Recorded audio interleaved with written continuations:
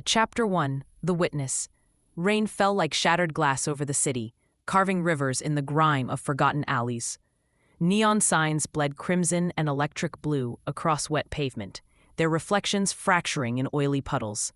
Alara Voss pulled her threadbare coat tighter, the damp chill seeping into her bones. Stupid, she cursed herself. Stupid to forget her umbrella. Stupid to take the shortcut behind the obsidian. But the night's final set had left her fingers numb and her mind hollow, and all she'd wanted was the sanctuary of her cramped apartment, the scent of dust and old wood, the silence broken only by the hesitant notes of her piano. The alley yawned like a wound. Music from the club pulsed through the walls, a distant heartbeat drowned by the rain's rhythmic thrum and the wail of a siren slicing through the night. Alara clutched her bag, its leather worn soft by years of carrying sheet music, dreams pressed between pages. Inside, Chopin's Nocturne sat beside a half-eaten protein bar. Survival and soul crammed together. Then, crack, a sound too sharp, too final. Alara froze, breath trapped in her throat, cold as ice. At the alley's mouth, backlit by the sputtering glare of a dying street lamp, 3 shadows moved. 2 men in black held a third between them, his body limp, head lolling.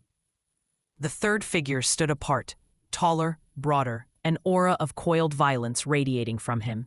He raised a hand. Moonlight glinted off cold metal. "Don't look." The warning screamed in her mind, "Run." But her fingers moved on their own, sliding her phone from her pocket. The camera clicked open, zoomed in. Just as he pulled the trigger, the gunshot was a muffled pop, swallowed by the rain. The man in the middle jerked, then crumpled. His body hit the pavement with a wet, sickening thud. Alara's hand trembled. The phone nearly slipped from her grasp. She was still recording, still watching. The shooter turned. Light carved his face from the shadows. High cheekbones, a blade-straight nose, lips curved in a pitiless line. Valentine Hart. The name was a poison in her veins. Everyone knew the Harts. They owned the city's glittering towers and its festering underbelly.